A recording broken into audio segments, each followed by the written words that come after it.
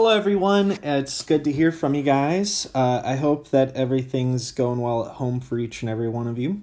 The first thing we wanted to kind of do as a team is review lessons. This is from lessons number 1 through 6 that we've already done in Unit 6. So this is Unit 6 review from lessons 1 through 6. So we just kind of wanted to make sure that every one of us is on the same page as we get back into all of it. And we're just going to go ahead and start off doing this. So the first thing we wanted to do is find values of sine, cosine, and tangent in a right triangle where all values are given. So this is something that you guys have seen. This is something you guys worked at, something that you guys have been very proficient at. And the first thing we wanted to do is go through and just do a couple of practice problems with you guys, kind of show you guys what we've been working with, and then you're going to have a problem down below that you guys are going to answer in the Google form yourself. So first thing, let's go ahead and read the question. It says, find cosine of angle A, sine of angle A, and tangent of angle A for triangle ABC. So we have this angle right here. And this angle right here, what we're going to be doing is finding our opposite, our adjacent, and our hypotenuse from it. And then we're going to find sine, cosine, and tangent from there. So the first thing we need to know is that the opposite side is always going to be the furthest from our angle. This is going to be called the opposite. Okay? The hypotenuse is always going to be across from your right angle. This is going to be your hypotenuse. And then the one that's closest to your angle that's not your hypotenuse, this is going to be called your adjacent angle. Okay. And if you guys recall, when we're trying to find sine of A, cosine of A, and tangent of A, there's a way that we're going to kind of go about it. Each of these, for sine, we're going to take our opposite and divide it by our hypotenuse, which in this case is going to be 8 over 17. And that's it. That's what sine is. Okay. For cosine, we're doing the same thing.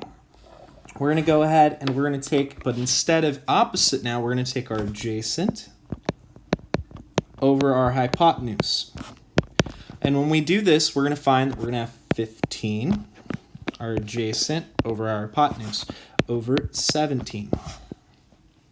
Okay? And then thirdly, tangent's going to be opposite over adjacent, which is, in this case, going to be 8 over 15. Okay? Now, this is something that's a real big review. We've done this in our last class. We've also in geometry, and we've also started with it. So this is something you guys have been seeing for a while. What we wanted to do is kind of add a little bit more to it and start to talk about the applications to our unit circle. In the unit circle, your radii is going to be 1. So in this case, this is our radii of 1. If you guys could imagine, we would have a circle that's going to be going around that's going to give us all these points that are also connected onto it. So whenever this is a radius, this is our radius. And I don't want to draw a circle because it's going to turn out really gross when I do it. But what we're going to do is we're going to try to figure out what all of this means to us. First off, if we go through here and read the problem, it says the coordinate C, which is right here, we have an x value, an x coordinate, and a y coordinate. So this x coordinate is going to be 0.96, and our y coordinate is going to be 0.28. And what we're going to be doing is finding cosine of angle A and sine of angle A, which cosine, once again, is adjacent over hypotenuse, and sine is opposite over hypotenuse.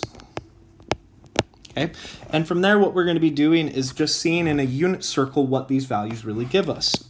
So if we start out, our opposite's going to be, our adjacent's going to be the one that's closest to us, that's not our hypotenuse.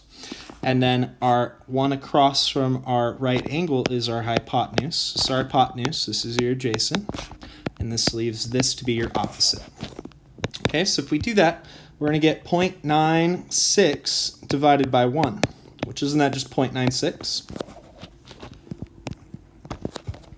And then if we look at the next one, what we're going to see is when you do this opposite over adjacent, we're going to have 0.28 over 1, which is just 0.28.